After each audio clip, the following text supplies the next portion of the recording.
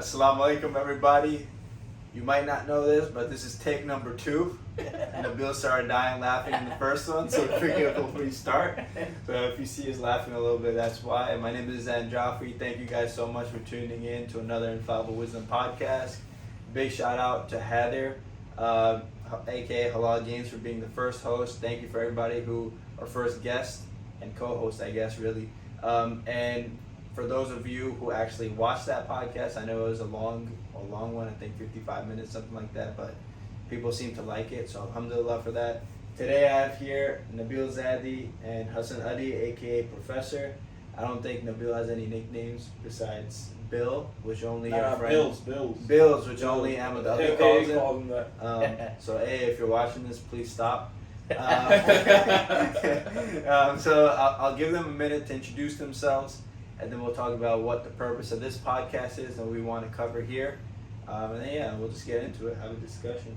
Awesome, yeah. So first of all, thanks for having us. And, of course, bro. Yes, sir. I know we've been trying to make this happen for some time now, but we finally did it at 1 o'clock in the morning. And almost 2, bro. Almost 2:45. I got a flight tomorrow and work. Yeah. But. So anyway, my name is Nabil. Many of you probably know me for what I do for work, which is I founded a clothing brand along with my cousins called Profound.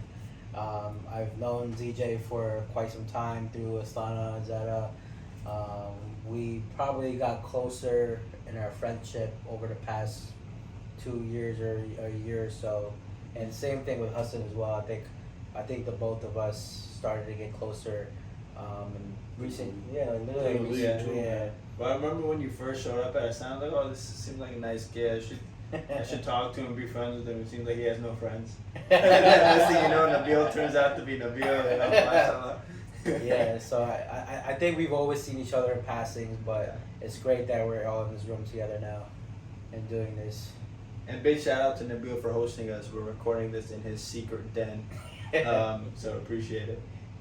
Yeah, no worries. Hey, Assalamu alaikum. My name is Hassan Ali, as known as AKA Professor. Currently I'm in school right now, and it was a long journey to get to here. I started not even 2 years ago. I drove cab for 7 years in Manhattan, and right now I'll just give you a little introduction. We'll get on to that, how I went through my struggles, how Nabil went through his struggles to get where he is today now. And yep. Awesome. Yeah, so essentially today's topic is going to revolve around, and I know the last topic was talking about like struggles and how God puts you through struggles, and struggles are supposed to help you grow.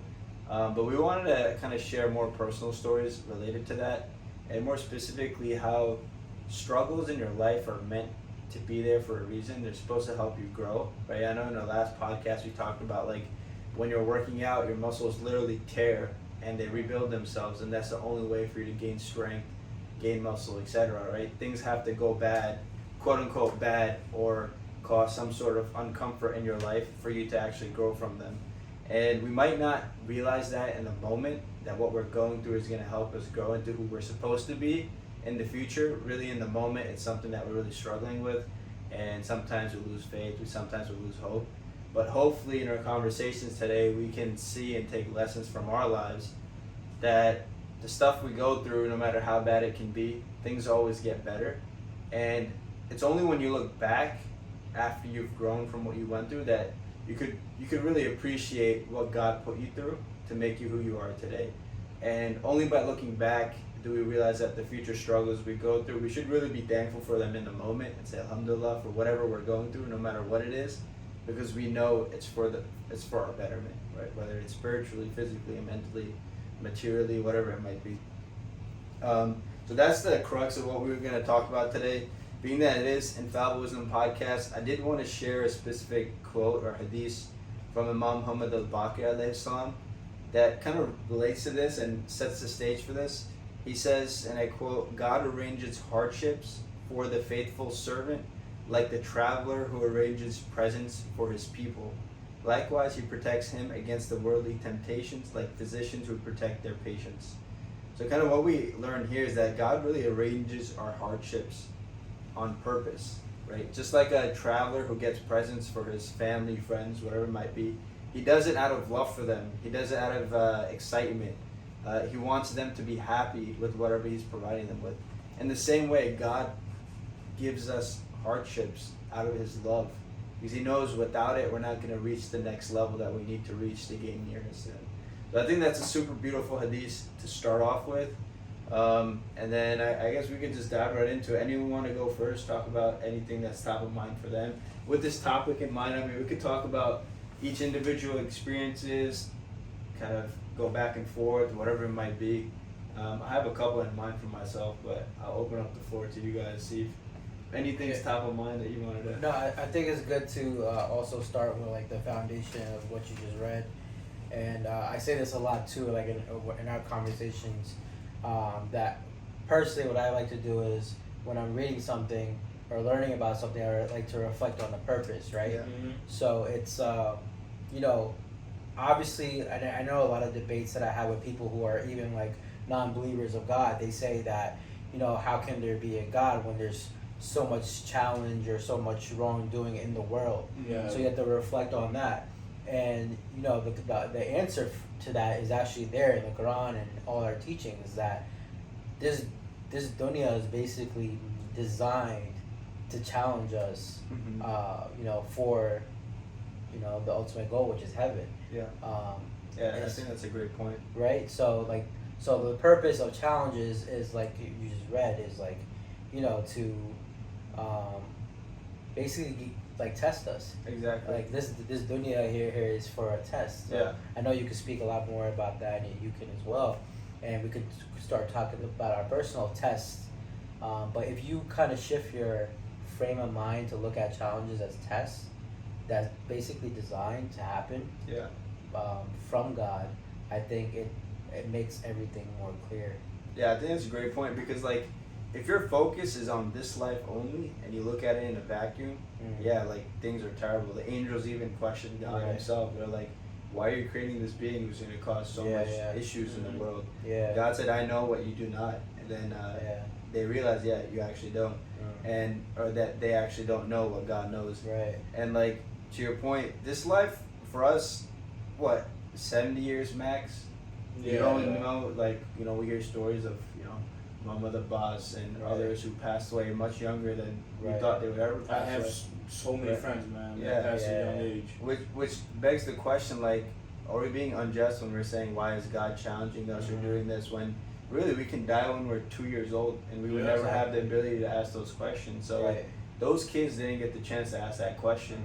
So it makes you really think about long term, and like this hadith even says, like, God protects us from worldly temptations, like a doctor protects his patients from disease and things like that.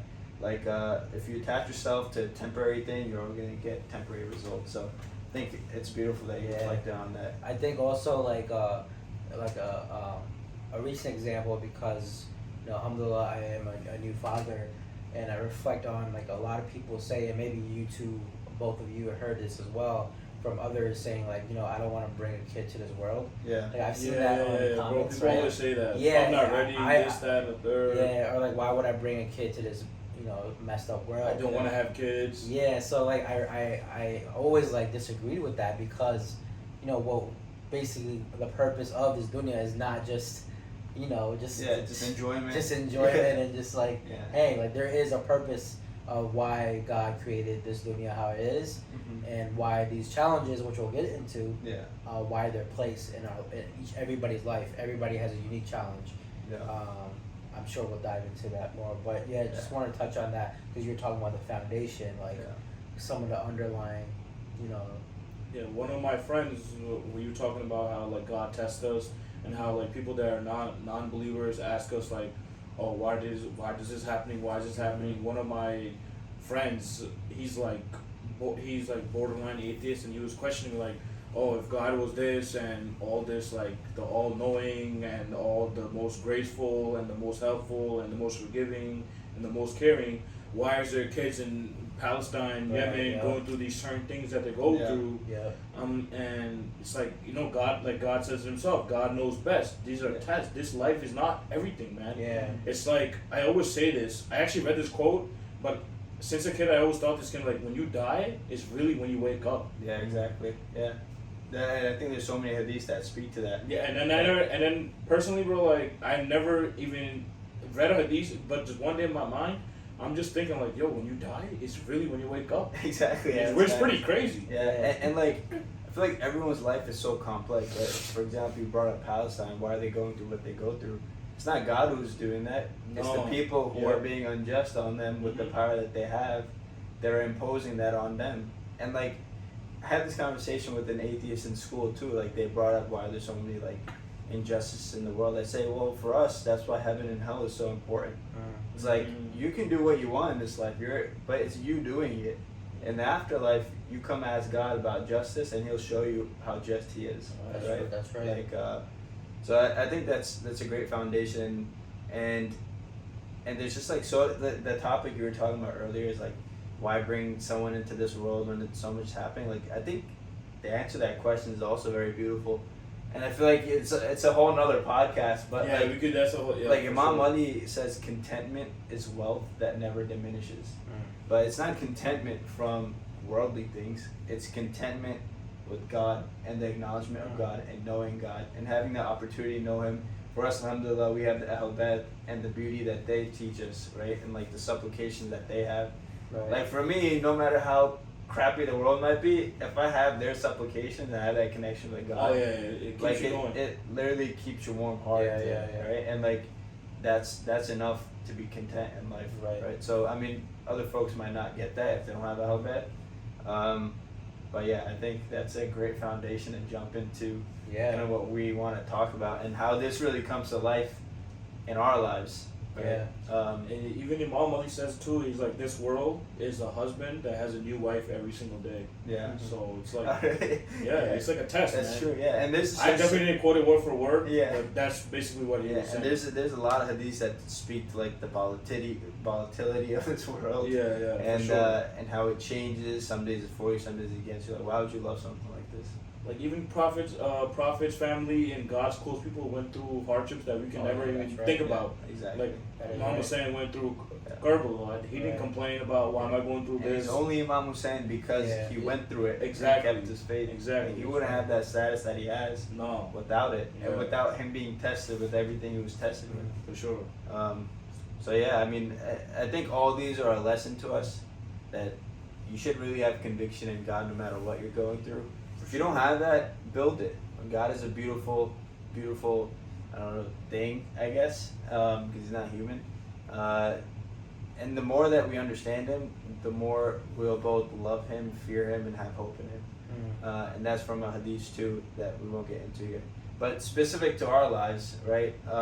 Do any of you guys want to jump into it? I could jump into it. Like for me, like... Yeah, you go ahead. You start. Yeah, for me, like... because I was thinking like, how much you want to expose on a podcast. Like, it's very personal stuff at the end of the day.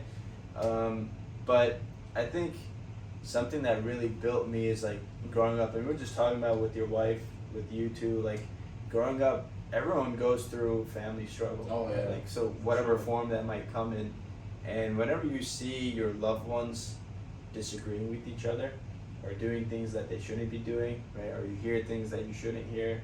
See things that you shouldn't see. Messes with your head. Yeah, it messes with your head. And like for me, that was a big part of just growing up, right? Not a big part, obviously. I love my family. Alhamdulillah. That's one of the biggest blessings is my family. Yeah, but that doesn't change the fact that no one's perfect. Yeah. I think sometimes we see as kids, obviously, they talk about childhood trauma all the time on Instagram reels and stuff like that, right? Yeah. Like, I feel like going through that is what really inspired me to do Infallible Wisdom, right? Because it's like what did Ahl-Bayt actually teach, right? That's why growing up, bro, I like hated drama, I hated backbiting, I hated lying, because like if you look at what the Ahl-Bayt are saying, they're just talking about being kind, controlling your ego, doing the right thing for God's sake, right? And a lot of people don't really live for God's sake, right? And I feel like everything that I went through made me love the teachings of Ahl-Bayt even more, because what they wanted from us was not completely different, but different than what you grew up with, because it's not just, obviously actions and rituals are very important, but what's that supposed to transform within you? That's what they teach you, right? And how you're supposed to act with others because of what you do and because of your faith. So I thought that was very empowering, and like stuff like that really helped me growing up. And then also the fact that like another struggle that I say I went through in life is just like in school deciding what friends to hang out with, what friends not to hang out with, because at a point it was like, okay, if I continue hanging out with these people, it's not going to be good for me, and I'm not going to really be able to hold on to my faith the way I'm supposed to hold on to it. So then I chose to not have any friends, right? And I remember sitting at the lunch table crying because like I didn't have anyone to talk to, I didn't have that many friends, I didn't feel close to anybody. And I feel like the combination of all these things growing up as a child really did affect me to a certain degree, right? Because then I was like, because you go through all that, and it's like, dang, like this is a lot, right? And then I feel like those two elements of my childhood is really what made me who I am today, because of what I went through back then, right? Yeah. And like, I know you have a similar story, right? Yeah, basically doing the same thing, crying, man. When I first came from Pakistan in early 2000, and we moved to the Bronx, you know, coming from the streets of Gujranwala, playing with goats and chickens and taking camel rides on the streets. Like, I come to Bronx, New York, man. It was like a whole different world for me, you know. And then my first day of school, I remember we went to lunch, and then I'm sitting all by myself. I'm eating my food, and I just started crying because I felt so alone. Because, you know, I had so many friends in Pakistan. Yeah. Like, I was like the class clown, you know, like making everybody laugh, being like, you know, stuff like that. And I came here, and I'm eating by myself. I started crying, man, and it was like tough. Oh my God. Yeah, it was tough growing up, man. My first few years in America were not easy, man. Yeah. And then 9/11 happened. Bro, people were making fun of me, especially in New York, man. You know, they're crazy in Bronx. Yeah. Making fun of me. They call me sand monkey. They're making fun of me. They're like, oh, he does not know how to speak English, this, that, and the third. And then I when I did start learning English, I moved to Jersey. It got a little easier. But then I try to fit in with the cool kids doing dumb things. So it's like, you know, it's like it takes steps.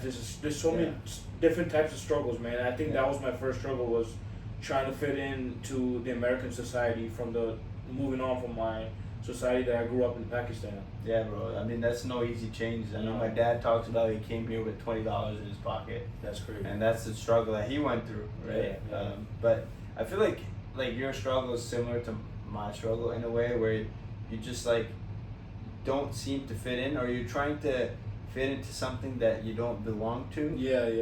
And you feel that challenge because God knows that if you do go down that path, it's not gonna be good for you, right? So like you're in that struggle. Obviously, I see that now. Like for example, in high school, freshman year, crying at the lunch table, right? Because I didn't feel a connection with anyone. I knew a lot of people knew me, but there was no connection with people, right? Like friendship. But then alhamdulillah, by like junior to senior year, bro, I can't even tell you how many friends I had from nowhere. Yeah. Right? Like, I honestly don't know where this came from. And specific to my story, so I could put a cap on mine and we could talk more about your guys'. It's like, and this is specific with the friend story, the friend struggle, not the childhood struggle. The childhood struggle, I think, caused me to be, like, take that darkness and shine light, right? To, like, eradicate what I grew up with, right? Because I didn't want that to continue. Here, it's like, God tried me with choosing between right and wrong friends. I chose to have no friends until I got right friends. And I feel like he trained me there because when I went to college, to Penn State University, bro, I didn't know anybody. Nobody. Yeah. Never lived away from home. You could do people telling me, oh, you're going to a top 4 party school in the world, like this, that. And I'm like, I didn't know that, first of all. But when you're there, it's like, everything's in front of you, so what are you going to do? Are you going to trust God? And honestly, like, when I was at Penn State, I was like, okay, now I know why God made me choose that decision or make that decision as a freshman. Alhamdulillah, he helped me make that decision to stay away from bad friends. And because he gave me such great friends junior, senior year that I still speak with today, I knew for a fact that he was going to be with me at Penn State. So, like, entire faith in him, right? Full conviction in him that, okay, I'm gonna have a good friend. But I kid you not, that first weekend I met such great people. The first week of school I met my best friends that I'm still friends with today, right? That's dope. and he saved me from the beginning of college because of what I went through in high school, right? So now it's like, I take that, I'm like, I don't need to really associate with people that I don't feel connected with. Like, loneliness is okay. If you don't have people you connect with and you choose to be lonely for the sake of your insanity and faith and whatever, like, it's a good decision because it's going to bring you rewards in the long run. And like, it's hard to see that unless you go through it. If I didn't go through it in high school, God knows what I would have done at Penn State or would have been through at Penn State, how depressed I would have been at Penn State, right? Because it's that faith of knowing God is going to help me because he put me through this before that really, I was like, yeah, whatever. Like, I would pray to God at Penn State, like, just how you helped me in high school, help me here too. Yeah. And you're able to say that because you went through that in high school. Yeah. Feel me? Yeah. So. I think that, well, there's a lot of things that are important in everything we just shared. One, I think it's important that to realize the age where we really seek social support, and that's around the ages of high school that you guys mentioned, and shared your stories. And then that's also the age where you start, creating a social circle for yourself that basically shapes you for the rest of your life or the years coming that are going to be leading to your adulthood. That starts to define who you are. So I think a lot of people have this common challenge of finding those friends, and with that type of pressure of, like in America, we all know it's probably getting worse, is like social culture in high school is really difficult and really challenging to navigate versus like, as we grow older, it's not. It's much easier. Yeah, you it's just not get so busy in your own life. Exactly, but in like that high school period, I know I'm probably older than a little bit older than you guys, so my experience has been different. But I think it's a commonality between that age group. But a few things that I can share is that when I was going through that period in my life, like to say middle school to high school, some of my challenges, like, all right, so as you're basically a teenager, right? And you kind of defining your personality, defining your social group, right? You're also kind of limited because now like you basically grow up in this neighborhood, right? Yeah, exactly. And so you're around people that are specific to, like you say you went to school in the Bronx from Pakistan, so you're basically limited to where you are in the Bronx, and you are limited to whether it be like, I don't know, like you mentioned Monroe suburbs, right? So like let's say that there's a lot of racism or not a lot of people that look like you in that school, so you're limited to that. Versus like in adulthood, you're kind of more flexible. Yeah. So anyway, like in my experience, like I was in a neighborhood where there were a lot of like gangs, and like street fights, this and that. So I was exposed to that, and I started to be involved in that social circle too. And I think I also share this with my wife because we talk about our upbringing, especially now that we have a son. It all starts, what helped me is like it all starts with a conscious mind or a conscious decision that there needs to be a change, and it's always fueled, at least for me, through religion. Like I wasn't the most religious person at that age, but I was always God conscious. At least I wasn't either. I think same, but I agree with you. I think we were all God conscious. 100%. Exactly. You know what I mean? Like there's one thing is to be religious, practicing knowledge, education, but there's another thing I think is a little inherent is being God conscious, right? Like you care about how you are in front of God's eyes, right? So I think we all have a commonality of being God conscious. So that thankfully our parents instilled that within us at a young age. 100%. Yeah. So I was God conscious. So I was like, okay, I need to shift away from things that God may be not pleased with, or not maybe, like he's not pleased with. So because of that consciousness, I found an opportunity to start making that shift. It happened when we actually moved in the middle of the high school year, and being like a new student, you probably recall too when you're a new kid. It's kind of like a fresh start. Nobody knows who you are. Yeah, exactly. Yeah. It's literally like a fresh start, right? And I actually took that consciously as an opportunity versus something to dwell on, as an opportunity to kind of like just rebrand myself, right? Yeah. Establish the type of people I want to be around, even reestablish like how I present myself to a community. Yeah. You know what I mean? So I really am blessed. Well, actually, I'll even share this. The reason why we moved is because our house actually caught on fire. So we basically lost everything. Wow. And I don't know how many people even know this. So I didn't know this. yeah. So our house caught on fire. We basically lost every single thing that we all had. And, we all come from immigrant families too. Tough. So it's tough. So we moved because of that reason. And I feel like it is a tragedy, right? Mm-hmm. But even within a tragedy, because I have faith in God and God consciousness, and always test. Also, I always try to be a better person. I took it as an opportunity, and I think it really started to shift who I was as a person around that age period. Yeah, and I feel like in your story, similar to like our stories, it's that you were exposed to people who weren't the best influences, right? And something like it's not all about, oh, I'm such a terrible person, I got involved with X, Y, and Z. It's actually a blessing for you to sometimes get involved in things you're not supposed to be involved in, because then obviously it's best not to, but we're not infallible, right? Right. Like we expose ourselves, or God exposes us to these things so that we have that humbleness and guilt in our heart to say and to learn from that experience, like, yeah, I got involved in that, but I shouldn't have done that, to your point, God consciousness. And like God puts us through that so then for the rest of our lives, whatever we did do in that point in time, like for example, whenever I did do wrongs in my life as a kid and I was a wild kid, right? It's like I still feel sorrow for that. And that is a blessing, right? And without that blessing, I wouldn't have like that humbleness I should have in my heart as I continue on through life. Yeah. Or that lesson that I learned, right? Or like, for example, your house burned down, but it gave you a fresh start to get associated with the right friends. Yeah. Like everything is really a blessing if you look at it in that way. Yeah.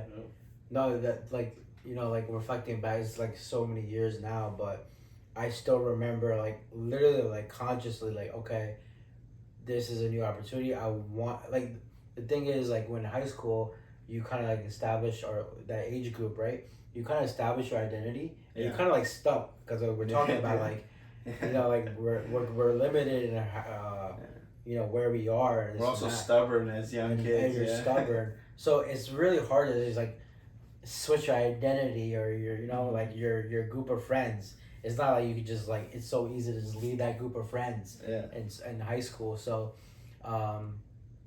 I took it as an opportunity, and it really did help. And I think that anybody who's going through a similar situation who doesn't have an opportunity like that, I think they can learn from your experiences about how you took a challenge and made a shift towards something that was more about what you wanted out of life. And also like how you were mentioning that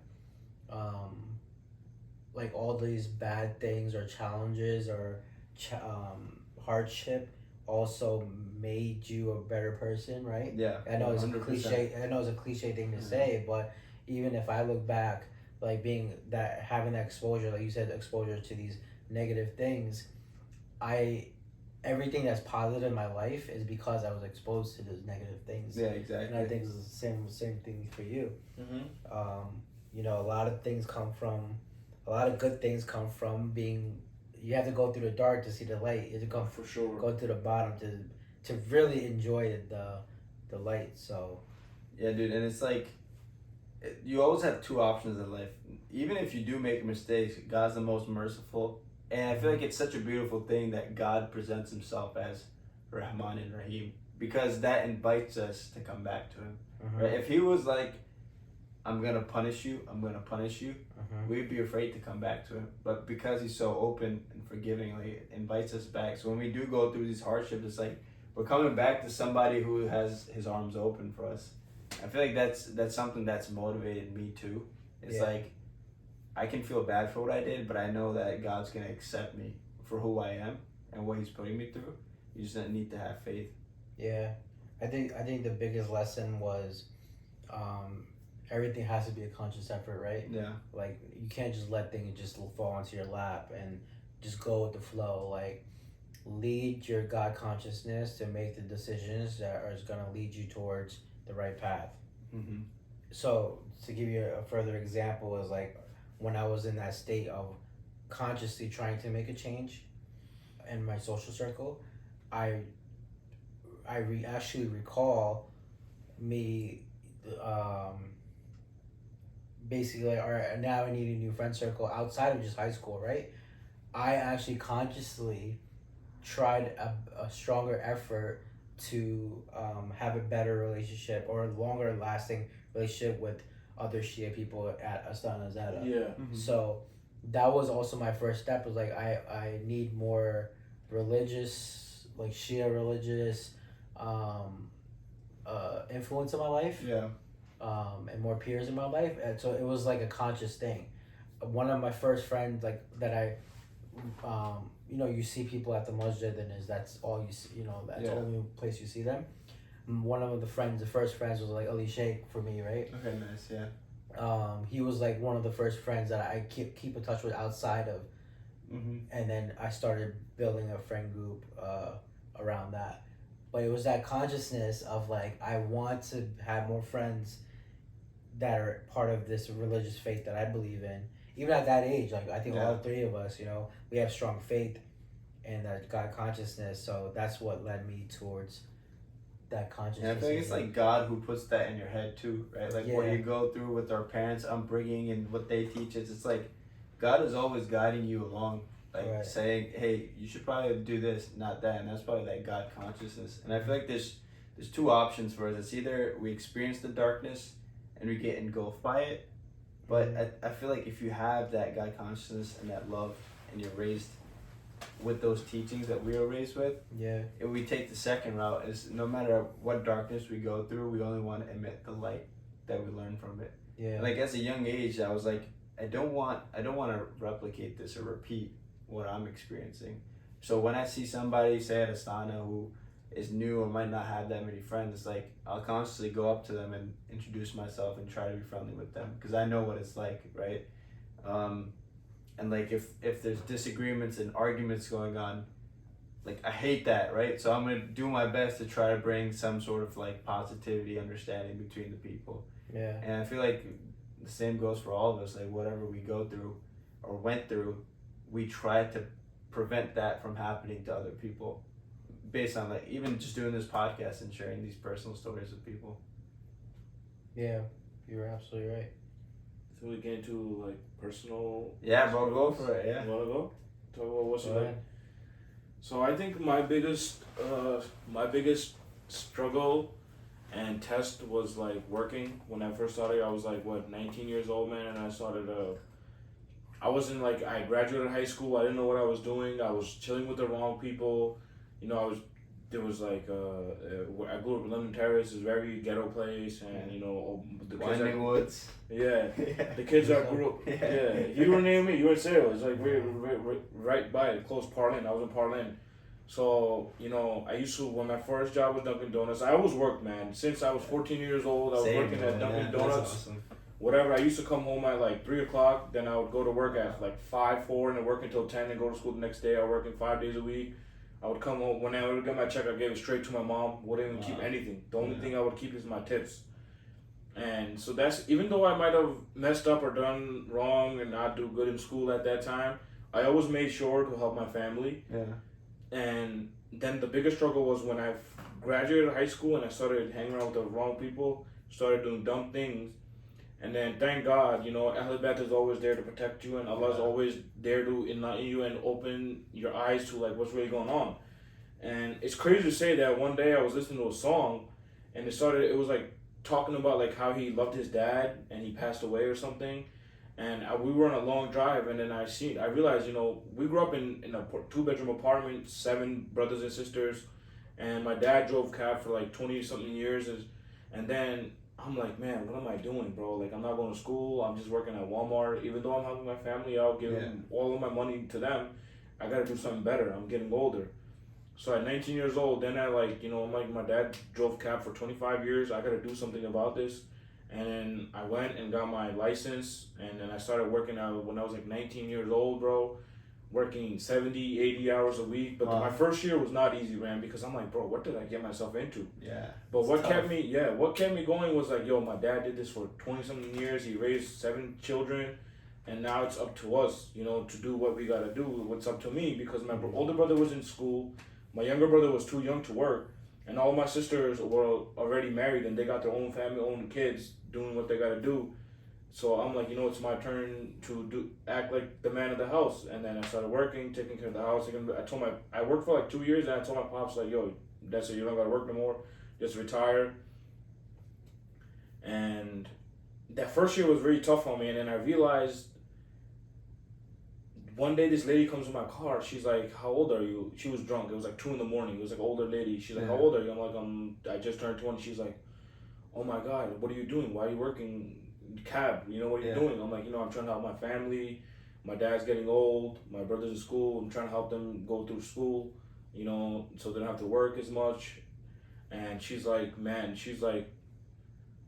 oh, if you were my son, I would kiss your feet. Like, I wish I had a son like you. Like, my son is 24 years old. I'm paying for his car rent. I'm paying for his everything. I wish I had a son like you, bro. That day, bro, it made me realize where, like, what I'm doing holds so much, like, weight. Like, it made me realize, like, what I'm doing. And I realized, because brown parents are not good at expressing their feelings, man. They are not good at expressing their feelings. So I realized, like, this is what my mom feels. I'm her son, and she knows I'm doing this, because my mom used to call me 5 times a day, bro. Like, where are you? How are you doing? And blah, blah, blah. And then eventually I did this for 6 years.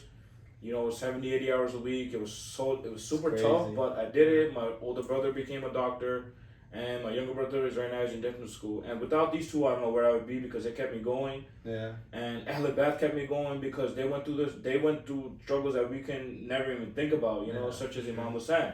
So I'm like, if Imam Hassan can go through struggles like this, why can't I? And it's like you said, test or blessing in disguise. I'm sure that what I did for my parents, Allah knows, and my mom and dad gave me a lot of blessings, and one day they'll be accepted. And once my brother became a doctor, he's like, bro, you got to go back to school. And that was another struggle. The biggest struggle for me was working those 7 years I did. Another struggle was like, all right, now what do I do? And then one day, my brother and my older brother and my younger brother sat down next to me, and they're like, bro, you got to go to school. You can't keep doing these jobs. Like, you got to get into like a certain thing or finance, whatever you want to do, but you got to get education. Yeah. And, I was pissed. I was like, bro, like, I've done so much for you guys, and you guys are going to sit there and tell me what to do, this, that, and the third. Obviously, I was mad, right? Yeah, of course. It's that ego that comes it's the ego comes in the way. And then, that night, I went to sleep, and I'm like just reading Imam Baqir quotes, and there was a few quotes on his education thing, right? Yeah. And then I'm like, yo, I need to go get my education. Yeah. And then now I've been in school. I did 2 years in Middlesex, and I got 2 more classes, and then I'm going to transfer to Rutgers, and then I'm just going to keep going, man. That's basically what it is. Yeah, and my younger brother is in dental school in NYU, so he's doing his thing. So, and what our goal is to build a foundation where my brother's done, my younger brother's done, I'm done with my college, and we build a foundation similar to what him and his cousins have built for Profound. Yeah. These guys worked their butts off to get where they are, and it paid off, man. So we're trying to do something similar in a different way, trying to build a foundation to help our family. Like, my sisters, 2 of my sisters are doctors too, they do good for themselves, but we're trying to build something within the brothers where we can help other people out, help each other out, and just, be the best we can. Yeah, dude. And I look at Nabil as a role model, man. What him and his cousins did, bro. Faraz is my boy. Nabil is my boy. They're like my older brothers to me. Get Faraz on here too. So. Yeah, we need to. We should have got Faraz on here too. Yeah, honestly. And we're just trying to do something similar to them, man. Yeah, dude. I mean, I feel like, first of all, props to you. Because, like, honestly, like, I think when Nabil hit it on the head, like, it's all about God consciousness, right? Like That's what kept me going, man. Yeah, no matter what you go through, Yeah. like having Al-Bath and their purpose and who God is in mind is what keeps you going. And it's also like like when Nabil said, it pivots you in the right direction. I just whenever want to you say one need more it to. thing. Yeah, go for it. So there was like times when I used to work like crazy. My back would hurt in the beginning, first 2 years, Yeah. and I would start crying. But then I would play Nohes, and I would listen to what they went through, and then eventually I stopped doing that, and just LA bad struggles made me realize my struggle is nothing to compare to theirs, and that's another reason what that kept me going. I just wanted to put that. Yeah, in. no, Go of ahead. course, bro. It's like they always give you solace in what you're doing. Yeah. Because I mean, for you, and at least from my perspective, what you're doing, like what that lady came and told you, is truth. Bro, It's it helped like, me so much, man. It's because like at that time, you left everything and were just focused on helping your family, retiring your dad, putting your brothers through school, supporting your family while they do their thing. And like I mean, I can't even speak to how much reward you'll get for that, right? Yeah. Obviously, and I feel like getting to know you for the past few years now. Yeah. Deeper And relationship. shout out to NGSSL, man. Yeah, because honestly, it has huge. Shaw, you're the man, and it has reunited all of us. Because we knew each other for a long time. Exactly, Since kids, we knew of each other, played football or Yeah. whatever together. But I feel like the league made us talk to each other more, of course. realize each other more about us. Like we're Yeah. chilling at Nabil's house. We come here and there. We go places, and we just. It's more of I feel like NGSL is more of networking amongst our community. Yeah, for sure. Which is Yeah. much needed. And Yeah. and I feel like what we're doing is we're sharing these personal stories with each other, right? And like helping each other. Like what you said, you're trying to build a foundation because of what you went through to help other people who might Make be sure going our through the kids same won't have thing. to go through the same thing. Exactly. So like, I mean, who am I to speak about my story? But I feel like what you went through, obviously, it's like 7 to 9 years of driving cab to support your family. Yeah, it was not. But then you see the reward of it after the fact, right? Like, in the moment, it's a struggle. Yeah, yep. Afterwards, you see, I mean, just look at it from my perspective. I'm seeing you retiring your dad, supporting your entire family, helping your mom out, helping your two brothers go to school. And, like, that shows that, I mean, what Alabad taught you is that. Bro, I did all this because of LA Bad. Yeah. If I didn't have LA Bad in my life, bro, I'd probably be a drug dealer. Like, I'm not even being joking right now. Yeah. Being honest. I mean, talk to us about, like, why don't you tell us from your perspective how, like, those 9 years of cab driving or any other struggles you went through, now living your life from this point forward, how all those have taught you crazy lessons about what life is like. Because it made me realize the value of the dollar. Because it realized, like, how long it takes you to actually make certain money and how to make money and how the value of the money and what it takes to make this money, the blood and sweat that goes through to make it. It made me understand my dad more. Because my dad was always working. I never really had a connection with him because he all he did was work.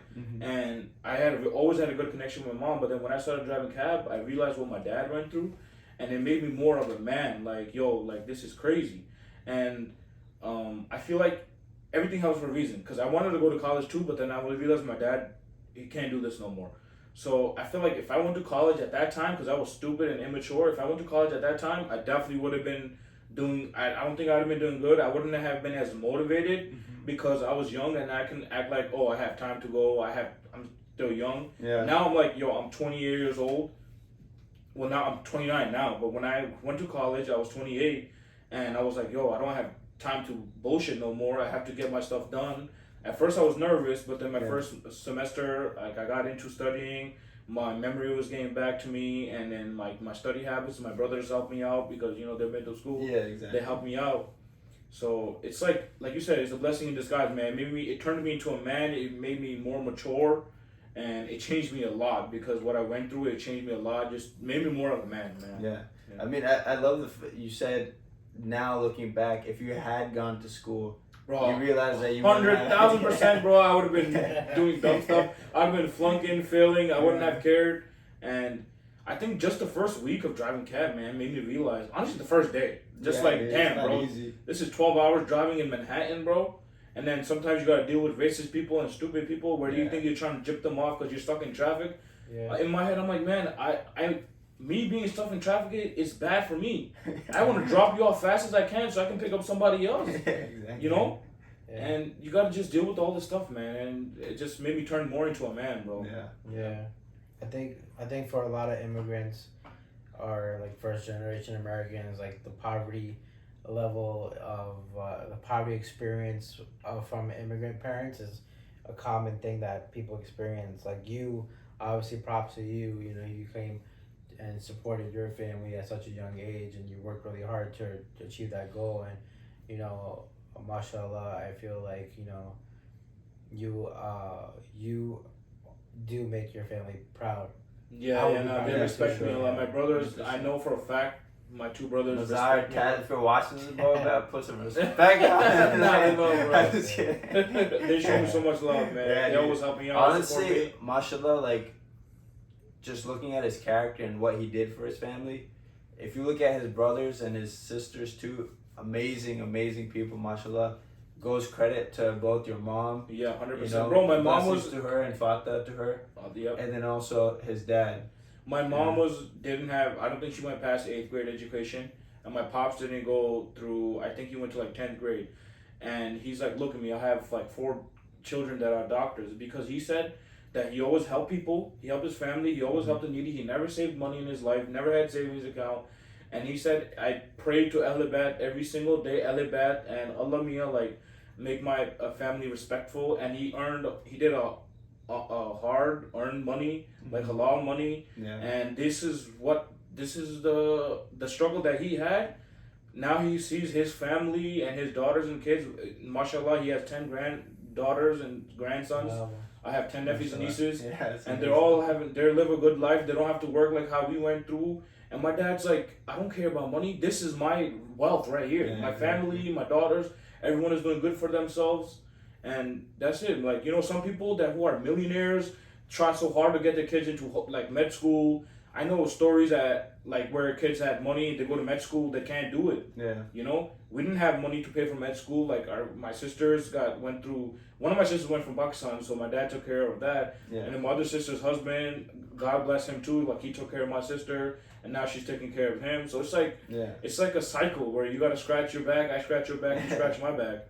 And what my dad says that who we are today, and how like we all became successful is because of Alibat and the praise that he asked for. Yeah, And that's basically 100%. what it is, man. Yeah, dude. It's all about faith. Yeah. Like, I mean, you wanna go? No, I was gonna say about like what you just ended at is all about faith, and I remember like, so with my family, they're obviously like we're Shia family, but the practices weren't there when I was growing up. It is a little bit more now, but before like, it was like very like, it wasn't like Muharram this. Even like Ramzan, like like fasting was kind of like, you know, like if you do it, that's great. If it's not, Yeah. but it wasn't like, you know, like a lot of people are brought up like, this is how it is. This is what we're gonna do. Muharram, this is what you're gonna do. Ramzan, this is what you're gonna do. You know, it wasn't ever like that. And you know, I don't want to keep repeating it, but you know, just having that God conscious within me, I don't know where it came from, or I mean, well, it's God who gives it to you. That's the beautiful thing about so it, you know? it was the God consciousness was the one that led me to try to figure it out on my own. And I still remember and I actually talked about it when I built the brand around Alabeth.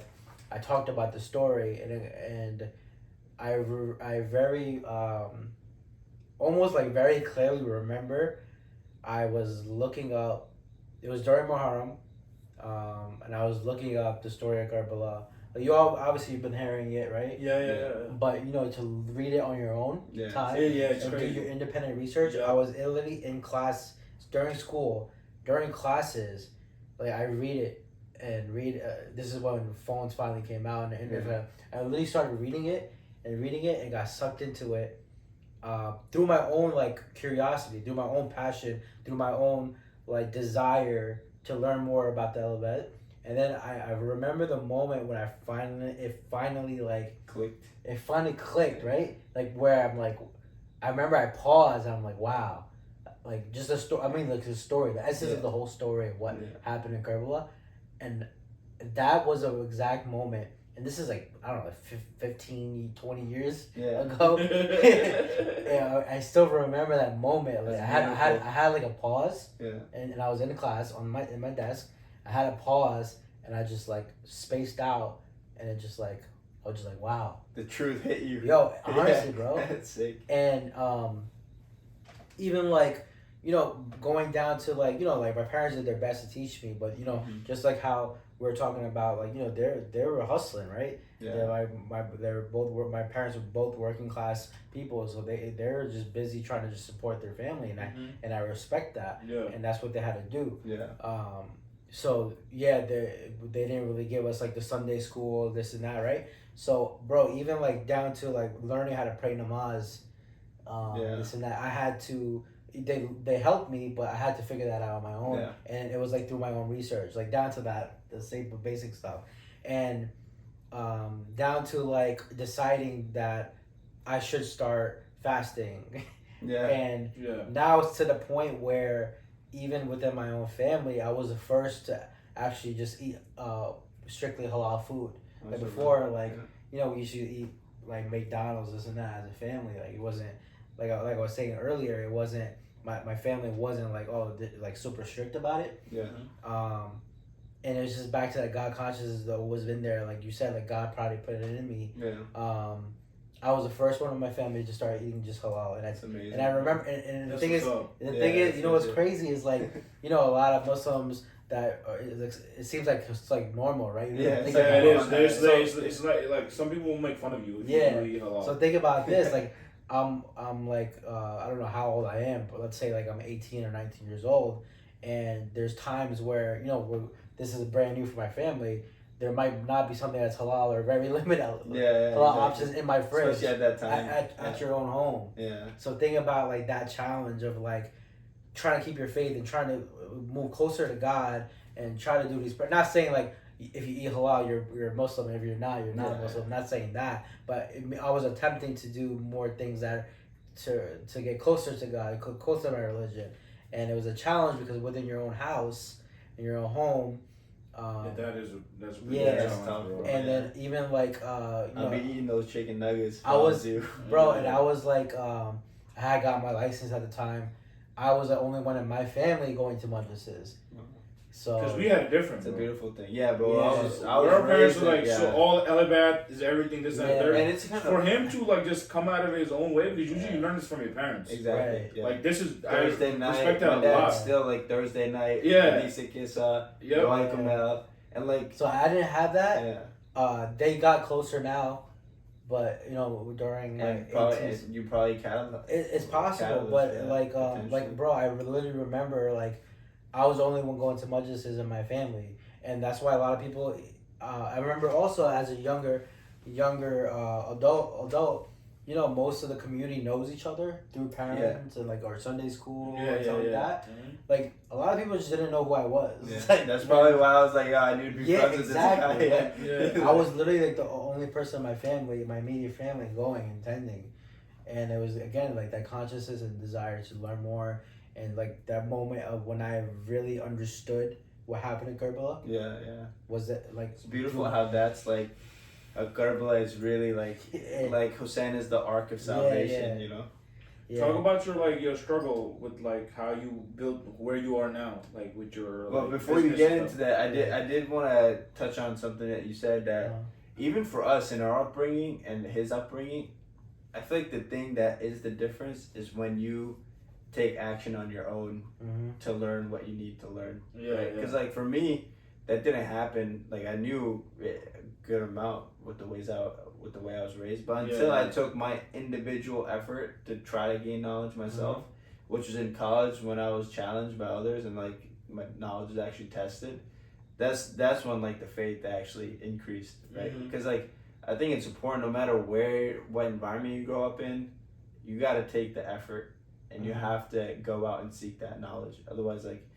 And I feel like also the other point that I wanted to make is, to your point, like your dad always did the right thing. He helped others out. I'm sure your dad is the same way. My dad is definitely the same way. Yeah, for sure. So like this thought, that God consciousness that comes within our heads that kept guiding us. I feel like it's honestly because of our parents and the And good the that good they they've did, done for sure, in their for life, sure, for right? sure, Like, for sure, Yeah, for sure. like I was saying, like even though my parents weren't like practicing, yeah, they were like super like, you know, Helpful. and got Generous. And, They're good people. They're good people. They never want to cheat anybody. They obviously are like firm believers of God. Yeah, yeah.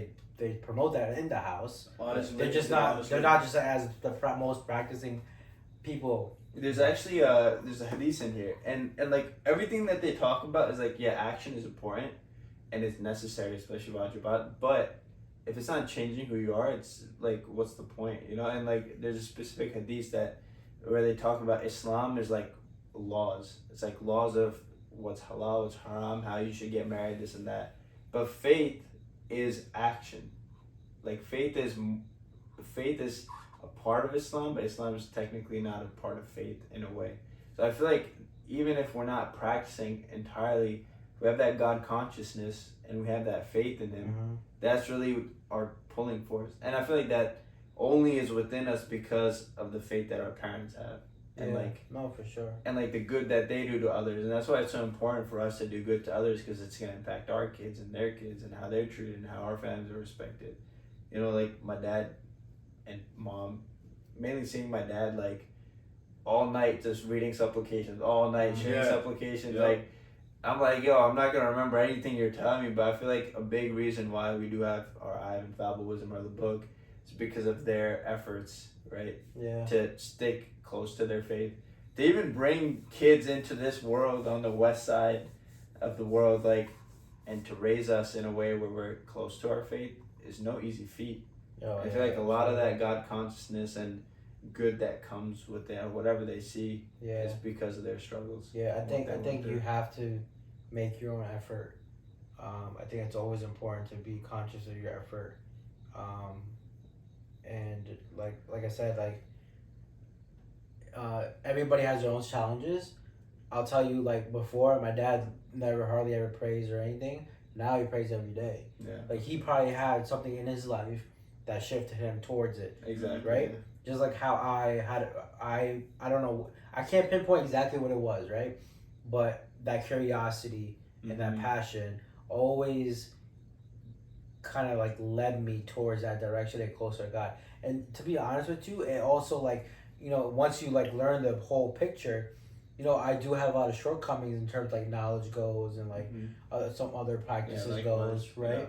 Yeah. It's because of that fact where I had to kind of like teach myself a lot of these things, or independently learn all these things myself, down to what the actual story of Karbala was like, you know. So like some of the basics. So a lot of my shortcomings do come from that, but you know, I know that between me and God, I think that as I'm older and I can reflect back to these moments, I think God knows that my like faith, my personal faith, wanting to know more about it and get closer to it, speaks way more than, you know, just like actual, like let's say like reading namaz or this and that. Like, you know, obviously namaz is important, and it's always something that everybody needs to work on for improving. Sure, bro. 100%. But I know that like if I didn't have that consciousness to,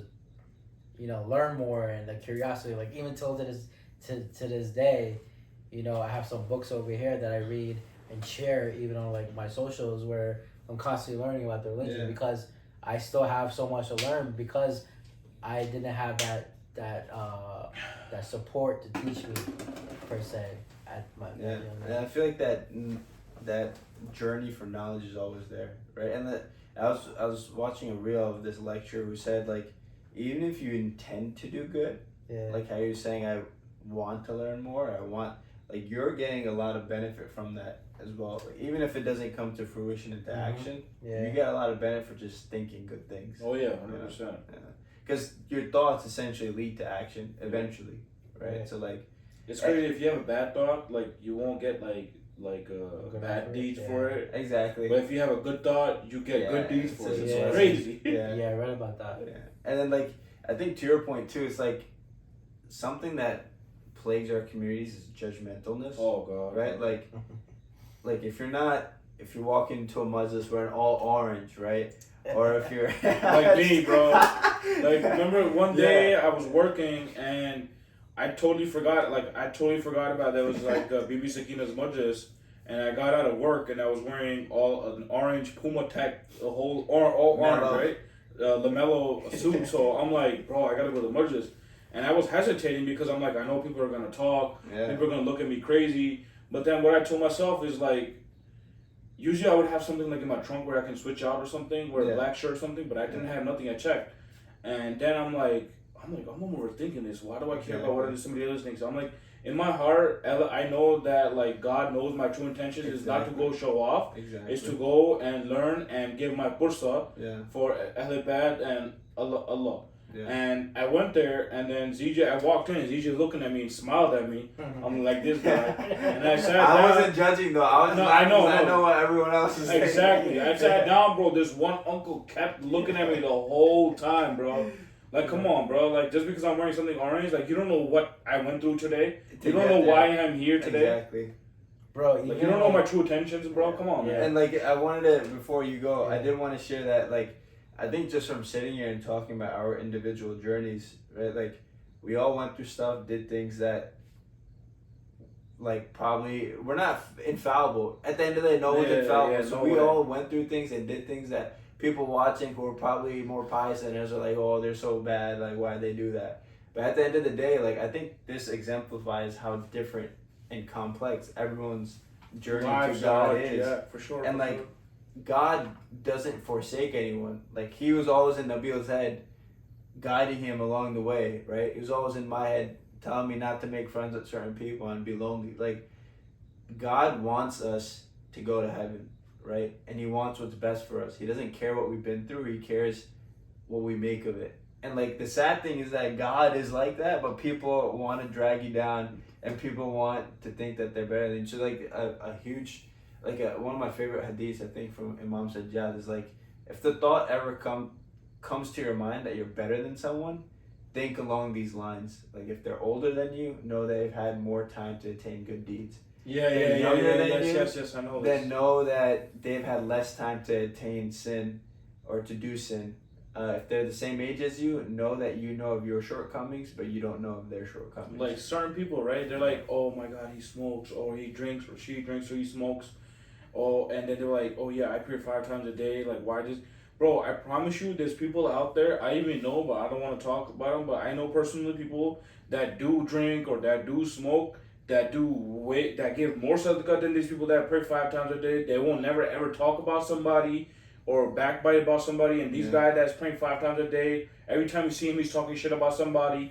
These people that might not pray 5 times a day and have bad habits, but they're good human beings. Exactly. Just because you have bad habits, that does not make you a better person. And it's sad to say that in our culture and in our community, people are looked down upon because the way they dress or the way they act or what if they smoke or they drink and whatnot, you know? Yeah. It's sad. If they got braids on. Yeah. Bro, I had braids on and like this one dude came up to me, he was like, yo, bro, my mom was like, why are you wearing braids? Does he think he's black? I'm like, are you kidding me, bro? Like, bro, Prophet Muhammad and Hazrat Mawla Ali used to braid their hair too when they used to travel, man. Yeah, people just have such like small perception of what faith is. You know, it's just like like it's much. They judge the book by the color. Yeah. Or the cover. They judge the book by the color. Color and cover, bro. Yeah, I mean, I think it. Like, and the crazy thing is that Ahl are always emphasizing, like, think good about others. Make 70 excuses for your brother. Yes. Make 70 excuses for their mistakes. Yes. Not even like for their mistakes that you know, make 70 excuses for them. They say if someone sins at night, if you see someone do a sin at night, don't judge them in the morning because you don't know if they ask for forgiveness at night. Like, they're constantly emphasizing humbleness to lift one another up, to help one another, both spiritually and mentally. If someone's doing something wrong, guide them, don't judge them, right? Obviously, like, if you're drinking and your friend sees you, guide them, but don't judge them. Like, there's a way to enjoin in good and forbid evil. And a lot of times we do that judgmentally. Yeah, and I also think that there's also, instead of judging somebody, and I think there's a way to also like take somebody to the side and like maybe they try to don't talk know. to them. Maybe they don't know, right? Yeah. Like I was saying, like for example, when I was growing up, I had to learn a lot of things by myself. So I probably did some like stuff that was looked down upon, right? I'll give you an example. There's one time I wore shorts to the mods. Yeah. Honestly, I just did not know. Yeah, exactly. Right? Yeah. People, what are you doing? Yeah, and like I said, everybody has their own journey, and like people probably won't even know. Like I am trying to figure it out my own. Just that itself, it's really hard to do. Versus somebody would just think I was just being careless and like don't care, right? Don't care, yeah. Yeah. Versus like it's a complete opposite. Yeah, I carry that. Yeah, you care so much, Yeah. and like the sad thing is like, say someone was to come up to you, and you're trying really hard with your faith, and I know of a few people who were very discouraged by religion because of the way people were acting, who presented themselves as being religious. Like there's a saying that Muslims are the worst representation of what Islam actually teaches. Like that's why we have Al-Bad, bro. Look at Al-Bad. Don't look at us. Like if you want to know what Islam teaches, don't look at examples. Because, like, unfortunately, some people will drive those who have curiosity to learn more away because of their judgmentalness. Yeah, I think that's something we need to kill. I think that Imam Ali says it, or if I'm not sure, but one of the Imams says like, give your enemy 100 reasons to be your best friend, and give your best friend 100 reasons to not be your enemy. Yeah, I love that. Yeah, and like, I feel like a lot of the quotes just emphasize unity. Yeah. And unity through kindness, through knowledge, through mercy. Because like, if someone does something wrong to you, bro, you shouldn't be so upset by it. Be merciful. Yeah, it's your for ego. sure. If they're like doing some crazy stuff against God, against Albert, then okay, yeah, maybe like you should not be friends with them. If Imam Ali can decide. forgive his killer, Yeah. and if Imam Hussein can kill the people that didn't give him water and food and forgive them, what makes you think we can't forgive these little exactly acts that people do against us? You know, it's 100%. stupid. It's stupid. 100%. Then how you gonna call yourself a Shia or a follower of the Ahl Bayt Yeah. if you're not trying to go by what they were teaching us? You know, follow their footsteps. We're supposed to be following the footsteps, not going away from them. You're not running away from them. Yeah. And just like having love for somebody isn't you following their footsteps. Like, if we were to actually look at what a true Shia is and how they describe a Shia, Yeah, we're not it's close. pretty strict, bro. We're not close to it, bro. Inshallah soon though. I know, Inshallah. like I know I don't know how long this has been. It's been a great conversation. Hopefully it's still recording. Yeah, I didn't want to just give you guys the floor because the topic was struggles you go through. Looking back, how those struggles that you went through were meant to actually help you grow. For me, it was everything I went through helped me spread Al-Bayt's message, I think, and try to spread their message in a way that's meaningful, because they really teach you how to be kind, not backbite, do all these things that we should be doing. It inspires me to do more to help others. For you, correct me if I'm wrong, it's everything that you went through. You know that God delayed certain things for you for a specific reason, and also put you in that place to help your family in the time of their need. So at the same time, it was like I was double getting, whammy. It was a double whammy. Yeah. Like I was learning to be a man, and I was helping and getting swabbed for helping my family as well at the same time. Exactly. I might have not liked it at that time, but now I'm so glad that I went through what I went through. You know. Alhamdulillah. And then for you, I mean, specific to your religious stuff, it's like that journey of growth shows you how important it was to be raised the way you were raised, to really appreciate the faith that you acknowledge today. I didn't know this about. Yeah, if you weren't raised in that way, like, and come to it on your own, God knows like how you would have actually perceived your faith. Right, exactly. Yeah. No, I think I think that's the one thing challenge I really wanted to highlight in relevance to the topic we're discussing and like the podcast. Because I could talk about challenges about entrepreneurship and this and that. Yeah. I touched on this topic several times throughout my career, but this is a platform where I can share this story that a lot of people don't know, and maybe other people also shared journey. It's very relevant to like a lot of people, honestly. Yeah. If somebody does share a journey where they probably don't have the best backbone for faith or religion, let's say, and they're trying to find it, they're trying to seek it, just continue doing it, you guys mentioned great points in terms of like like how to navigate through judgmentals, and hopefully we can also spread the message to avoid judging people because of these stories that we shared. Yeah. But I just keep your faith strong, be God conscious, don't be deterred because you're not fully informed yet about every single thing, and you probably have gotten judged before.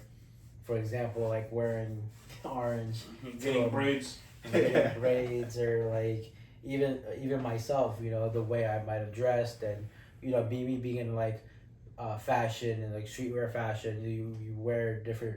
Yeah. You wear you different. got these patches on your leg, right. I remember I did wear like some crazy pants at Emojis before too, but it's like it's a learning curve. Bro, at the end of the day, you're there, bro. Who cares? It's not even. It's not even bad. Yeah, it's not like you're naked, bro. You're covering yourself, bro. Whether it's baggy or it's tight or something. What I'm saying is that it's easy for people to judge, and then it can also help deter you from like. Oh yeah, maybe this is not for me. Yeah. Or if I'm doing something wrong, right? Yeah. Like at the end of the day, I think something that's really powerful for me. And in our last podcast, we talked a lot about how you should fear God and how that means that you don't disobey Him because He's meant to be obeyed in a specific way. And it's more so like fear should originate within you because of who God is and your inability to really appreciate who He is and be grateful for Him. The way He's meant to be shown gratitude, right?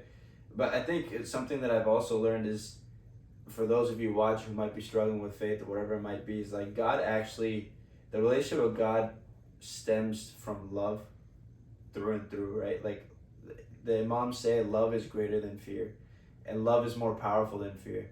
And like if you actually understand how loving God is, He says He's more loving than our own mothers, right? And the fact that He loves you that much and His door is always open for you, and He wants you to come back. He's in all of our brains and everyone's brains to put that God consciousness within us. I think all of our stories have that, where He's guiding us along to say, don't do this, or if you're doing this, you should not do this, and you should go find a new path, etc. Know that He's out there.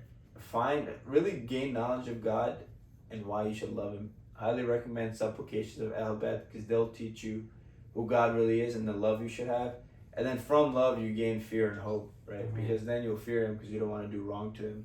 And then you have hope in Him because His door is always open. So going off what you were saying about like God keeping His door open, I feel like some people take it too hard on themselves when they're trying to go through like trying to get more religious and trying to get like make their faith like stronger and increase their faith. I think I go even till today. I think I go through the similar. Like I feel like, oh, I'm not praying enough. I'm not doing the right thing. See, that's when the shaitan gets you. That's when you're vulnerable. Yeah. Because no matter how many times you sin, no matter how many times you do something wrong, or how many times you don't pray, if you pray, bro, for like 10 days and you just keep praying and you stop praying and you keep praying, at the end of the day, you just gotta come back, man. Because when you take one step towards God, He takes 10 steps towards you. 100%. So you can never give up on yourself. That's when I think that's a big issue with today's society, where people think they're not good enough to be religious, bro. Yeah. It's not that, man. No matter how many times you sin, you gotta ask God for forgiveness with your true heart and true intentions. God will take care of you every single time, bro. Every single time, man. I feel with like a sincere heart. Just feel bad about it. Yeah, literally, and that's how I think I'm similar. That's how I am. But I overthink myself, like, oh man, I'm not praying enough, and I'm like sinning or whatnot. And it tells myself like, oh man, I don't think I should pray today because I did this, or I listened to music today. I shouldn't pray, or I shouldn't do this because I did this. Nah, man, you shouldn't think like that, because that's just the devil telling you, putting doubts in your head. Yeah, just push it. Yeah. Right? But God's like, no, come, I'm here. Literally, I'm available. Literally. Yeah, I don't think we have the mental capacity to really understand how merciful God is. No, we don't. We don't. We have no clue of how much mercy God has. And it's not even just for like us showing mercy to others or self. Bro, if there's an ant and you're about to step on it, or it's in your way, and you pick it up and put it in the grass, you could literally go into heaven because of that. Yeah, that's one crazy. act, That's right? crazy. Because it shows that your heart's still alive. What's the story with the lady feeding the dog or something? Yeah, I don't know. Oh. No, I could have got it wrong. Bro. It's like, see, I also have limitations in that. Yeah. We're all still learning. But yeah, I think it's like just being a good person. Yeah, you know? like someone's feeding a dog, and we believe that dog's saliva causes like impurities. Yeah. So like, but that is dog still like an animal. Yeah, Like, you it can't has a torture heart. it. Yeah, Like you if can't it's torture hungry it. or starving, if you feed it, you'll get swabbed. Yeah, that's saying the dog's a human. That's But yeah, like if a dog is injured or like thirsty or hungry, you should just feed be it kind and to take care of everything, it. man. Take care of it, and you'll get swabbed for that for sure. Like just work to learn how loving God is, and I feel like that's an attractive force for a lot of us. And if you're going through a struggle, I feel like always don't think that like don't cause a struggle to make you depressed or make you feel like bad or make you feel down and make you feel like, oh, I'm nobody or I'm not, God doesn't love me. There's always somebody out there that's going through a lot worse. I can promise you that. Yeah. You know? And at the end of the day, if you're going through struggles and you're having a tough time with it, I feel like, especially if you're believing in bad, you just gotta just look at what they went through, man. And if I promise you, if you go look at what they went through, you'll ease the pain on you. Yeah, and and it'll it's make the also struggle easier for you. It's like, what's your struggle about? Like material stuff or spiritual stuff? Like there's a saying that like if you're worried about material things, look at those who have less than you. Yeah. If you're worried about spirituality, look at those who are more pious than 100%. you. Right? And then there's other sayings that say like losing hope in God is one of the biggest sins. Yeah. Which I think is just so beautiful. That the biggest sin is losing hope in God. And then the other one is like if you think your good deeds, like a good deed that makes you egotistic is worse than a sin that humbles your heart. So I think like these three hadiths together just exemplify everything that you were talking about. That like there's always hope. If you do a sin, you feel bad, it's a good thing. Your heart's still alive, and there's always hope. So I mean, is there anything else you guys want to talk about? No, I think I just went over whatever I had on my mind. Alright. I'm sure when I go home on my way home, I'm gonna be like, oh, I should have said this, I should have said this. But I think we went over. We had a great conversation. Yeah, it's 3:15. I think. Thank you both so much for being part of this. Hopefully, everything we said makes sense. It's somewhat structured. These are honestly just like conversations with friends, right? We'll see who we get on next. Yeah. I know my brother-in-law wanted to hop on, so appreciate you guys tuning in. If you do tune in, thank you guys for having us. Thanks for hosting us, Nabil. And, thank you for hosting us, Nabil. And thank you, Zija, for having us both on your podcast. Of course, bro. It's my pleasure, man. I feel like a lot of people didn't know things about me. Yeah, and a lot of people didn't know about Nabil. I didn't even know.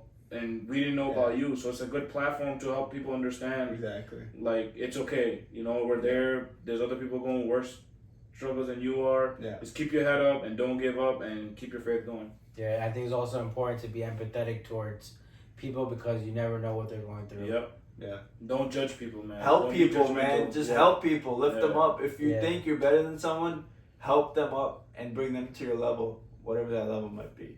Yes. But thank you all. Wa alaikum salam. Well, I was responding to you. Alright, guys. Peace out. Allah Hafiz.